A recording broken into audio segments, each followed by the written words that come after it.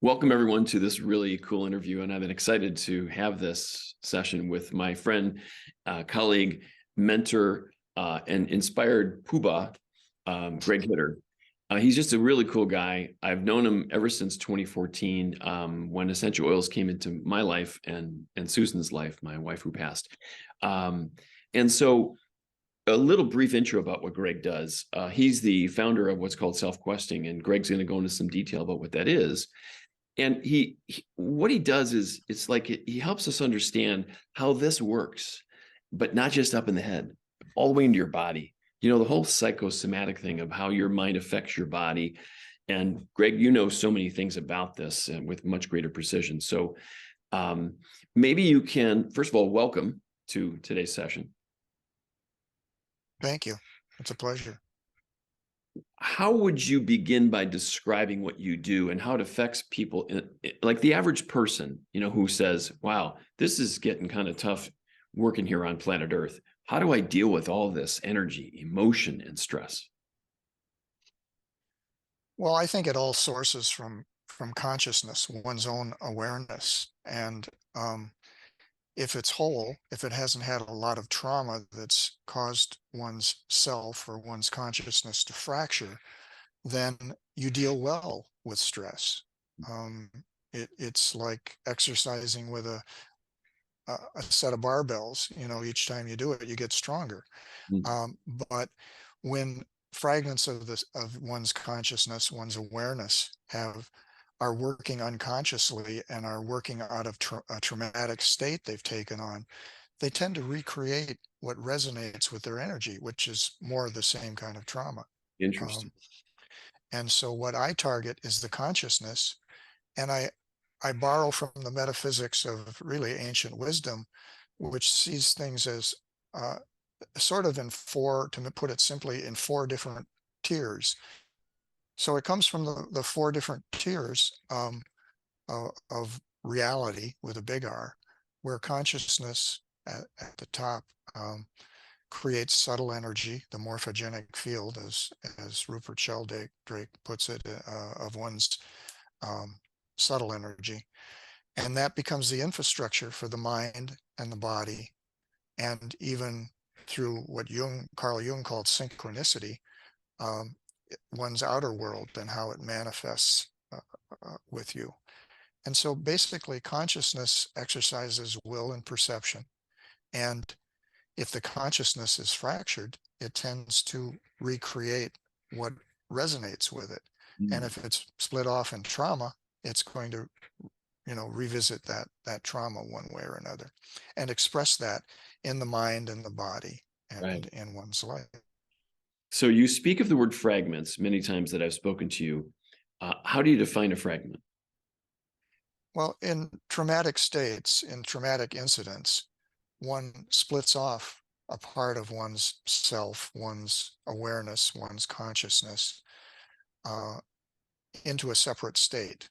It's a protective mechanism typically, Yeah. uh, but unfortunately it attracts what resonates with it. It's well intended to protect, but it tends to recreate the trauma over and over again. And itself holds that negative emotion and negative body states and negative behaviors. So it's almost like misery loves company. It keeps just bringing more of itself to itself. It's consciousness creating what resonates with it. And if it's in wholeness, it'll resonate that wholeness as wellness, well-being, health, wealth, holiness. So the question that you and I we've talked about this many times is why? Okay, we live in a time of incredible abundance of not just technology but knowledge. So if a person needed a question, especially now with AI coming in, you ask a question, there's the answer for you. It's there. Why do you feel, Greg, that people seem to avoid delving into what you're talking about as much as they do? Well, I think it's normal, and I think it's part two of our defense mechanisms to focus on the material. This hard stuff. Um, you know, just the facts, ma'am. You know, um, because we come into this world, innocent, We don't remember having been anywhere else. And we're in this state of helplessness. And, we get hungry, we wet our pants, we get, different traumas that are much more severe than that. But it's a frightening state to be in. And I think that's what psychologists call schizoid paranoid state of development. And it speaks specifically to the fears that are created then. And fear and hopelessness are are at the bottom of nearly every part. Yeah. Um, and Right. so it recreates what's feared. What I've noticed many times when I work with clients and just the hundreds of people that I come in contact with, I've noticed that they've created a new coping mechanism that's based on avoidance of the pain, the trauma, as you speak about, because it's almost too much. It's too intense. It's too much. So, can you speak to that? Like, um, it's to in my experience, I've never seen anything like it before. I've never seen people become masters at avoidance. Yeah. Well, they're overwhelmed by everything that's going, all the changes. And that itself, change is not something that these fragments of the self like.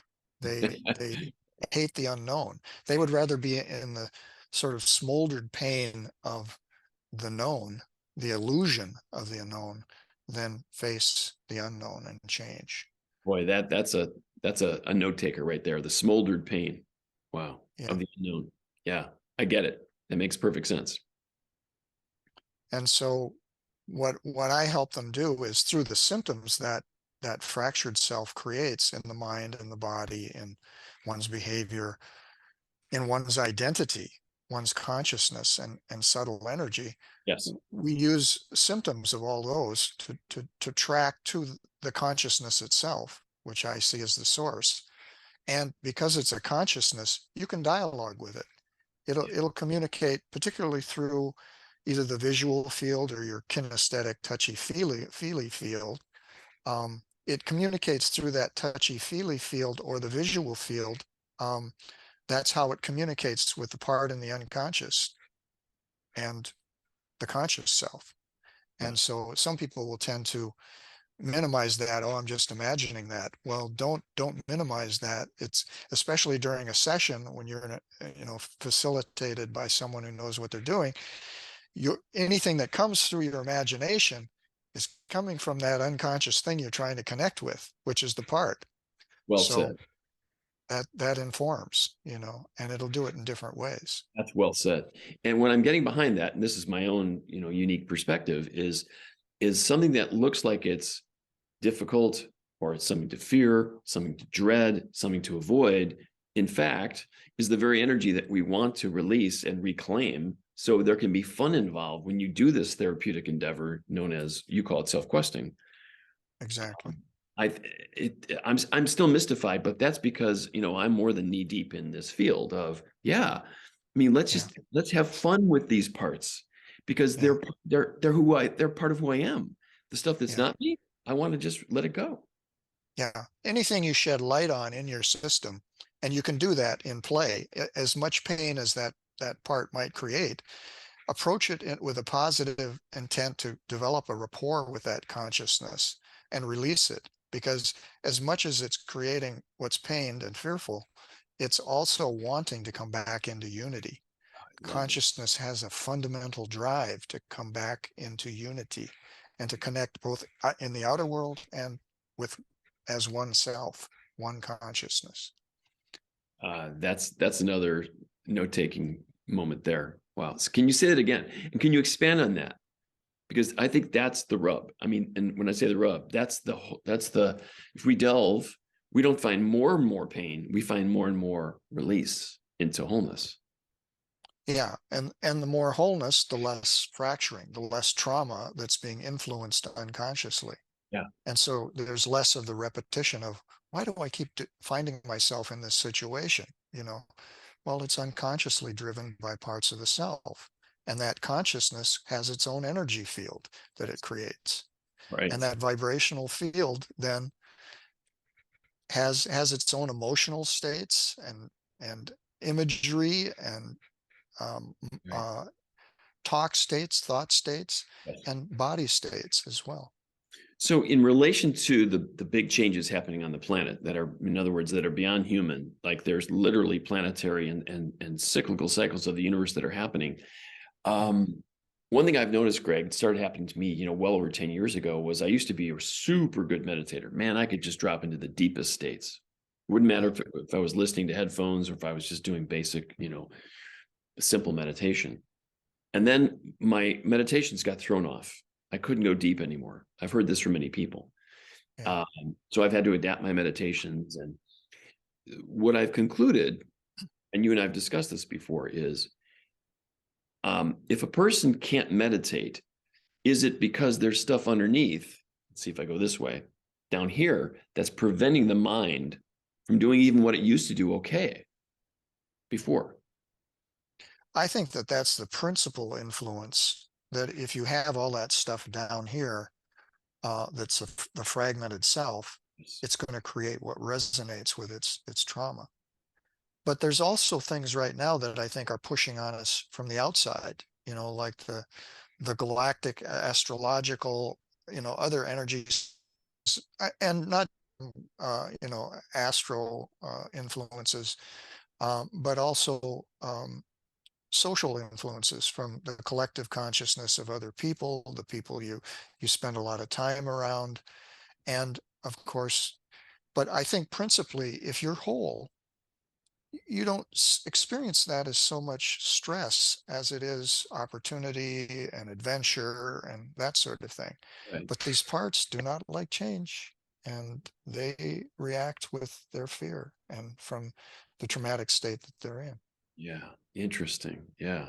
Mm. Which then, after COVID stuff and with all the stuff that we could not do, we couldn't reach out to our loved ones. We couldn't be with, let's say, our parents when they were if they were suffering in an old folks home, we couldn't even see them. And in some cases, some of them passed away. We couldn't even be with them. That's traumatic right there. Right, right. Um, So we sit and stew with all of that. yeah, right, man. Wow. So what's your suggestion for us as we go through our normal days of dealing with this stuff that eventually is going to come up? How do we address that material, that stuff of the unconscious and the Well, subconscious? there are certainly a lot of tools out there to do that. I mean, there's psychotherapy, there's medications, all of that stuff. I prefer to go closer to the source. And by the way, the interview you did last week with Carol Look, I thought was excellent because it addressed that vibrational level that's close to consciousness. Yeah. And that's a very powerful. The closer you get to what I consider to be source consciousness, the more powerful it is. And Gary Craig of Emotional Freedom Technique and Roger Callahan of Thought Field Therapy, who mentored Gary Craig, both felt that the more you could hold the thing you were working on in their techniques in awareness, the more powerfully it would tend to clear. And so Right. even consciousness in that is very much a part of that. Right. But I learned a lot of those techniques back about 30 years ago. EFT, emotional freedom technique, thought field therapy of Callahan, other things.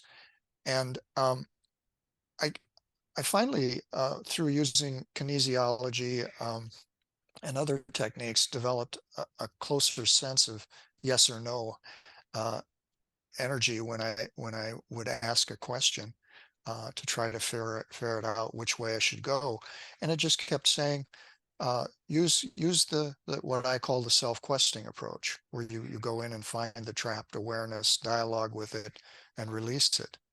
And I still use vibrational techniques to help integrate that wholeness of consciousness once that consciousness is released into the mind, the energy, the body, the outer world. And I'll use EFT or essential oils, which are, yes, chemistry, but they're also a vibrational tool, um, or cold lasers, uh, or other vibrational tools and techniques to help integrate that wholeness into the body, mind, and life as wellness, well-being.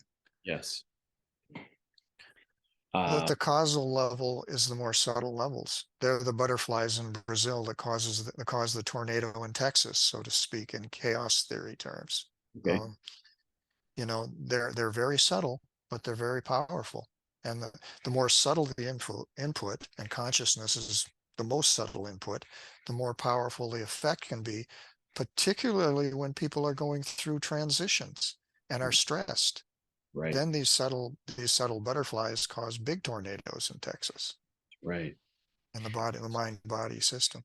What And about the notion that, I mean, I remember, I think I used to feel this a long time ago, but many of my friends and clients that I've worked with, they have this one thought that kind of bugs them about wanting to go into a therapeutic or a healing endeavor. And that is, what if I start digging into something and it becomes endless and it starts consuming me? They want to pull back. okay, so that's part of the psyche's natural defenses, and the reason it splits off in the first place is to protect you from that trauma, that fear, Yeah, and prevent, allow you to continue on with life. And at the time, I think it's optimal. sure. But now it calls to get our attention to be released, because it has that fundamental desire to be reunited with the self again. So if I hear you right, that the fear of going deep and it's going to create more stuff is actually the part speaking that it fears it's what? That it's emanating I its think energy?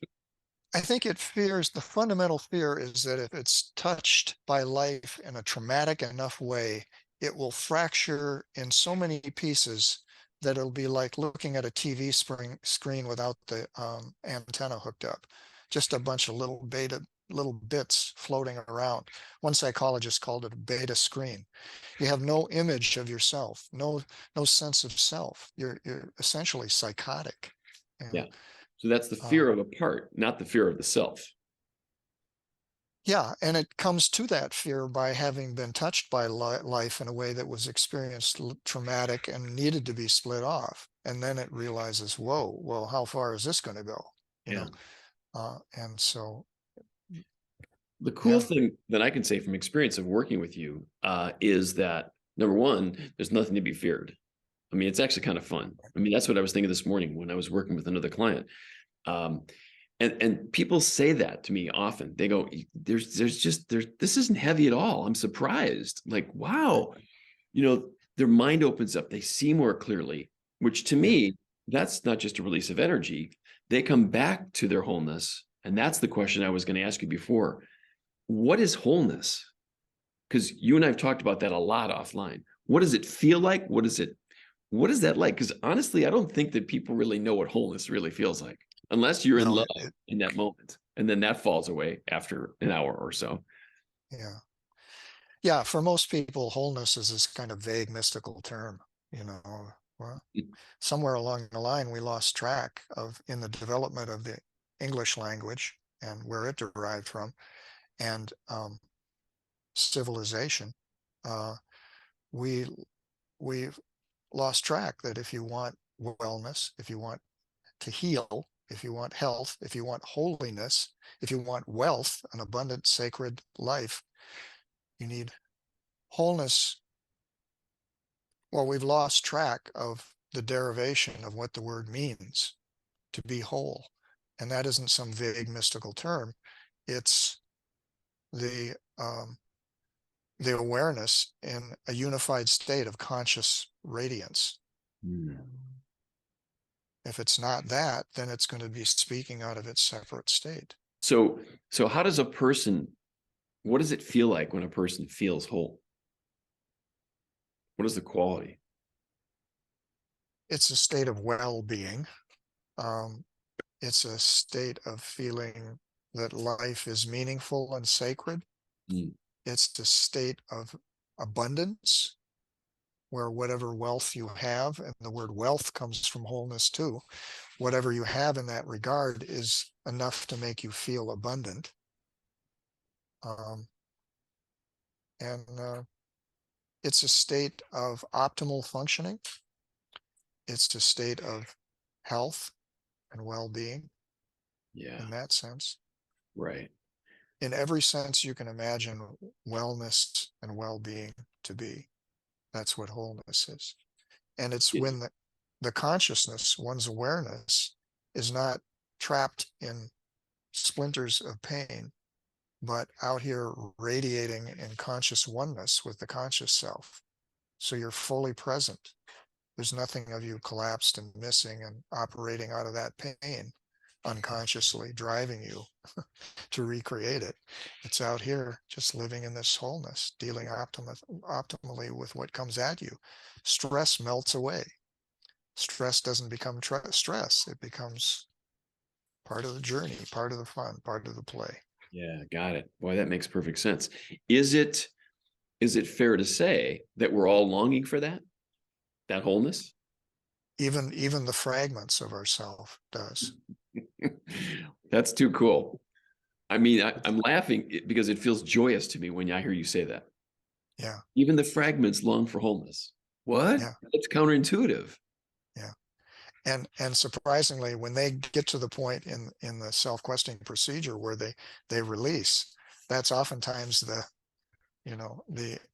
reaction that they have, a sense of laughter, a sense of dancing, a sense of I could have had a V8, it could have been something else, but it couldn't be, because again, I think they did what was optimal at the time, that Yeah, they had to fracture in order to kind of squirrel away a part of the self and not fracture further from that trauma. that makes perfect sense. I mean, that's just self-protection 101 right there. Yeah, Trauma, yeah, as David Stewart, one of our co-mentors said to me many years ago during an interview, he said, so when stress happens, when a trauma happens, not just stress is different. Stress is like this, trauma's up here. Trauma happens, it hits the nervous system. The amygdala says, okay, frontal cortex, you couldn't handle this. We got this. The only challenge is it takes it and it stores it in cellular memory.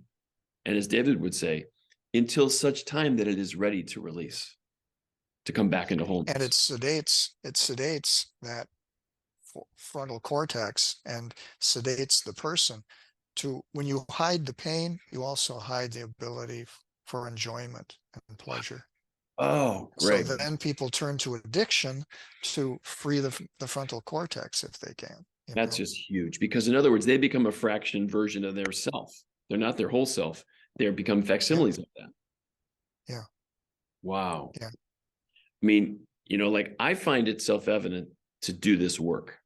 When I talk to many people, it's not self-evident because they equate that the pain or the negative memory or there's many things that a person could be stressed about. They don't all have to be fractured awareness. It could just be stress. But the big ones, let's say the big three, either relationship, money, or health, the tendency for people's big issues to revolve around those three are what drives most people's issues of avoidance, fear, etc.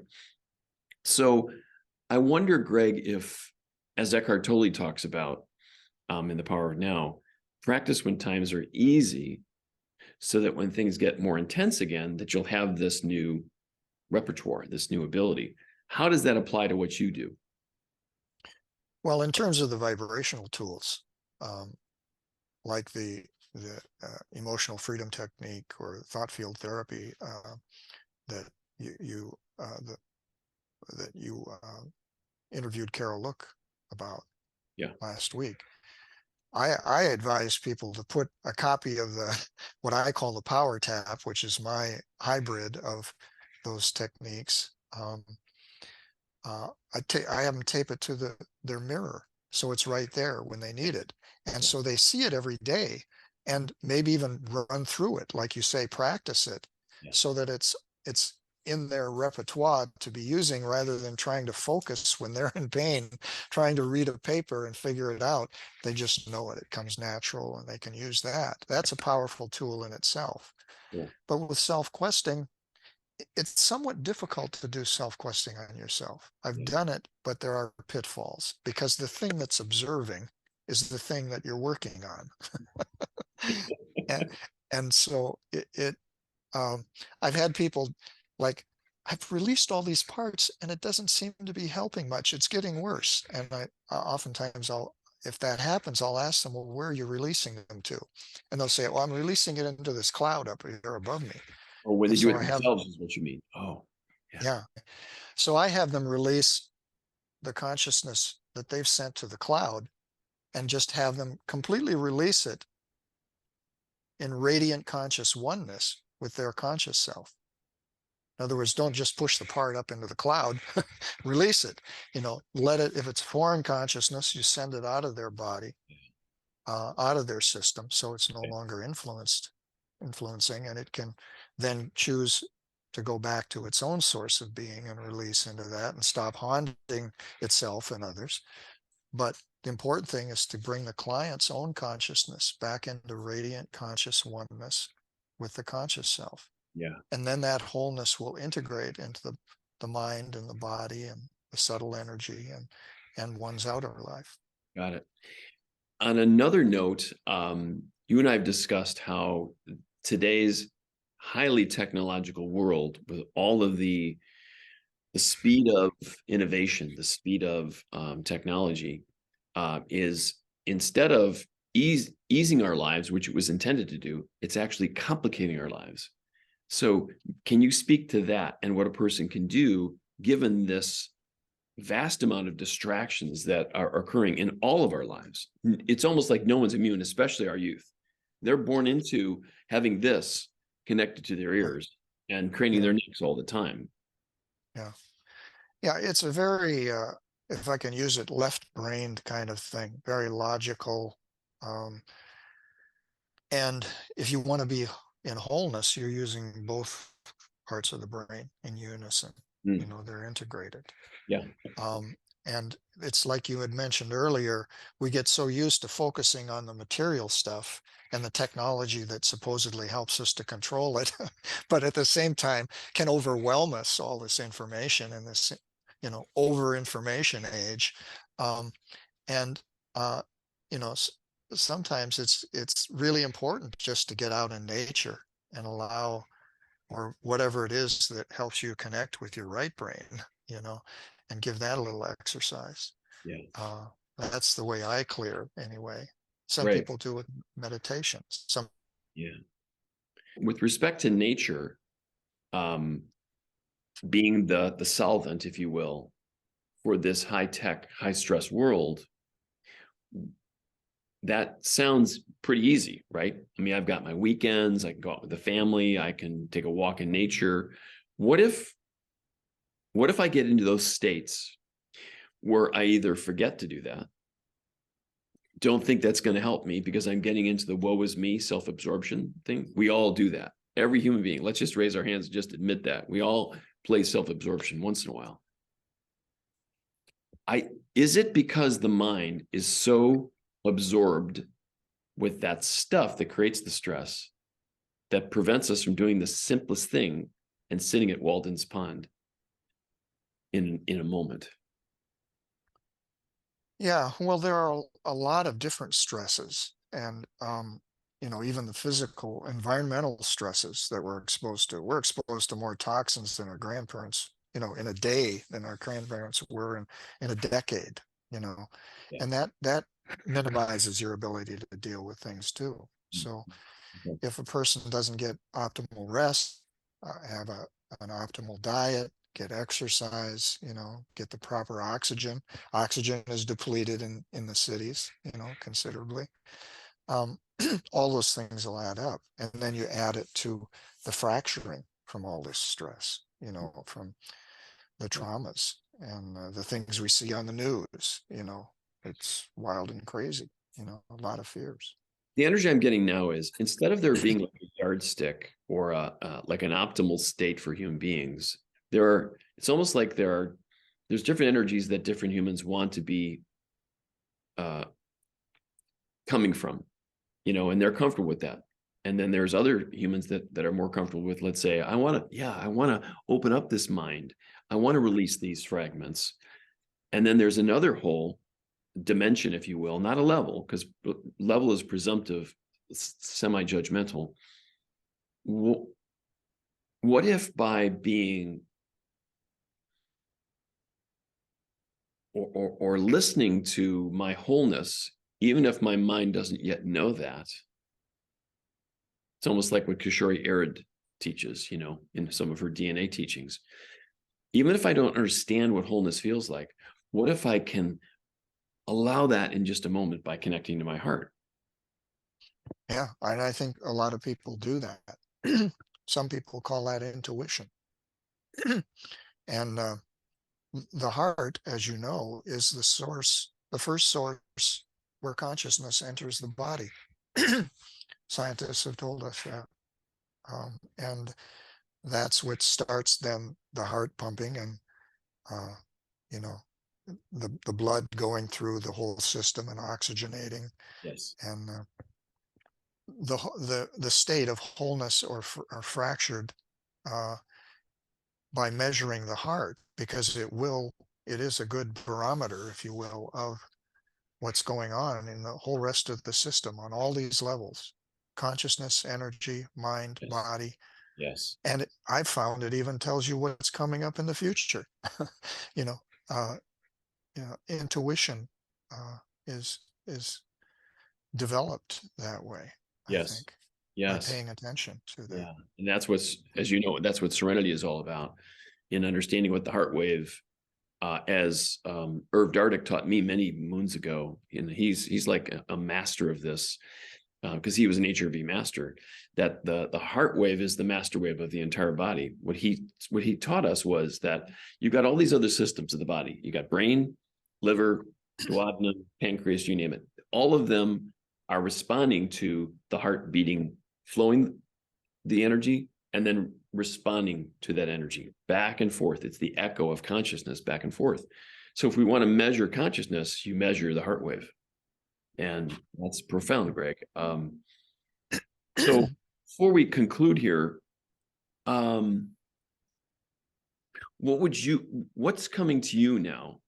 Like, how can people cope with this rapid state of change that's happening on the planet? Well, learn to use tools that allow you to be calm and serene, connecting more with nature, being able to have a place where you can dwell in yourself. I think it helps to get clear on what your priorities really are. Um, Hmm.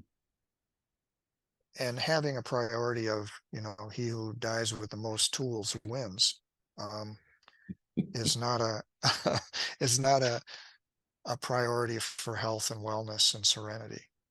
You know, that's a driving kind of thing. And it's usually driven by fear, by the Yeah, fear of one's fragmentation, yeah, if yeah. not the conscious self even. Right. So, Yeah. What I call the not enough effect arises from fragmented consciousness.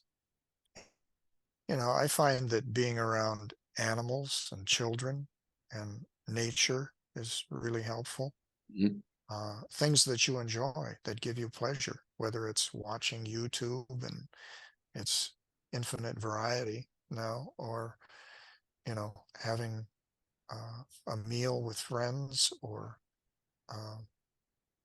what brings pleasure. Speaking of the heart, what's the major thing connected with the heart? It's that sense of unconditional love, Yes. and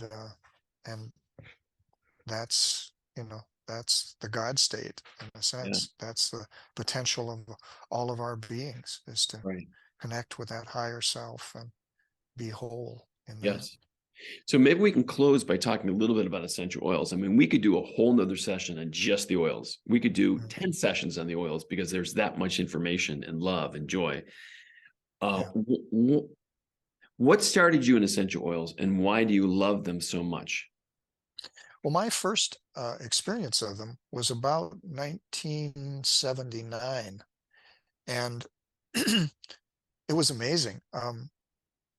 This acquaintance of a friend opened a bottle of oil and just kind of waved it around in the air around me. And I had such a shift in awareness, such a peaking and a shift in awareness, that in a way it really also described consciousness to me. Hmm. Not necessarily that I think oils have consciousness, although a lot of people do think that. but I found it to be an extremely powerful tool for integrating and assisting one's own consciousness into the body, mind, and life as wellness and well-being. Yeah, Very cool, powerful. cool. Depending on the quality of the oil, of Right. course. Yeah. And That's then in 1990, 95 actually, late 95, I was introduced to Young Living essential oils. And a friend of mine who I had given another friend a session to in self-questing said, why don't you give her an oil now that she's released? And the the subject of the release was all about hope. And so I chose the essential oil of hope from Young Living, which has a very powerful ingredient called Melissa in it that is just amazingly mm. uh, able to translate wholeness into the body mind. So I immediately recognized it as helping integrate my client in terms of what was released around that issue. We could speak at least one separate interview on just essential oils. We could do 10 of them because there's just so much to share. Uh, hmm. Let's see what question to ask in terms of the oils. I can mention two single oils that are Go ahead. Yeah. incredibly powerful that I use probably most often, and that's frankincense and lavender. Hmm. And lavender is very balancing uh, in terms of the psyche. It particularly helps with father issues and working through that. It's an adaptogen, so Yes. as is frankincense. If you're cold, it'll help warm you up. If you're overly warm, it'll help cool you down. It just helps to balance. And the power of frankincense, some call it the solar oil, because it works like a point source of awareness. It has that imprint on the mind and the body, Yes. like the symbol of the sun does. Hmm. It's a point source of awareness, of wholeness. One's own light of awareness should work like the sun. In other words, it shines its awareness in every direction, and it doesn't have these black holes that its fragments are imploded into, because of the gravity of the situation. Recreating that, it's Right. just shining everywhere. And it has, when you're that way, you have no shadow, right? Right. And those of you that have heard me talk about oils before, um, you know that I came into oils because of what my wife Susan was going through in terms of her cancer journey, and she had these ups and downs. Some people kind of like missed the point of my sharing how they worked for her, even though she passed away. So, if someone judges whether oils work or not based on just a physical response, I think we're missing the point. The point is, Yeah. as Greg is talking about, is they help us in the meantime lighten us up, open up our consciousness. And Greg, this is the thing that helped me the most, is after she passed away, I remembered literally the next day, I took my oils with me. I sat in the backyard, and had I not had those to be like my not just energy boosters, my consciousness openers, they they were like the, if you think of the trust exercise, that when you are just stand and then let go and then fall back, the Mhm. oils caught me and they picked Right. me up and they raised me. So I didn't feel a long-term PTSD. I didn't feel long-term grief. Those emotions, along with people like you, Greg, that helped me through the process, opened up my mind and my heart, and those traumas just released spontaneously. And I thank you, my friend, for helping me, through those times. Yeah. That's the powerful effect of essential oils. Gary Young used to call frankincense the gatekeeper, but a number of oils can do that. Yeah, yeah. Uh, Valor, the blend Valor, has frankincense in it, among other oils that work on all four of these levels. And brain power, yeah, brain power, the blend is like Mm. Valor on steroids to me, and it is some very powerful consciousness affecting Yeah, oils and opening right. oils. And that was the experience I had of oils the first time I experienced them in 1979 was, wow, something opened up here, my awareness. Yeah, right. It was And beautiful. And people like you and David Stewart were my my mentors. And you know, the old phrase that comes to me quite frequently is only those who have been there can take you there. Well, you and David were there, and you took me there, and I get it. And I have taken people there hundreds of times since then because of your tutelage and David's tutelage and Gary Young's tutelage. You know, three of you are like, you know, whoa, dude, you know, we stand on the shoulders of giants. So as we conclude, you know, let's just kind of review here what we learned. You know, we learned about consciousness, about wholeness, what self-questing is, what fragments are. And I appreciate, Greg, that you've allowed us to understand what fragments, not just what they are, but they have their desire for wholeness. That was one of the eye openers for me in this session. Yeah. Um, And and the then, beauty of it, the beauty of wholeness with a capital B. It isn't just about truth and knowing what's going on or yeah, that. yeah, It's about experiencing beauty. That's wholeness. Yeah. yeah, yeah. So let's meet again. Let's do another one of these. And we'll ask some Excellent. people, you know, in the comments below what they want to learn about, what they appreciated, what they want to understand more of, especially when it comes to how these parts underneath the surface, you know, as Rick Jarrell calls them, you know, into like the wetlands of shame and grief and fear, etc. Well, the very act of noticing what's happening underneath the surface gives rise and gives voice to them and brings us back to our wholeness, as you are so good at helping us remember and keep, you know, keep aware of. Thank So you. so much aloha to you. Aloha. Look forward to seeing you again, Greg, in another time space continuum. Excellent. Aloha. And namaste, bro. Namaste. Aloha. Aloha.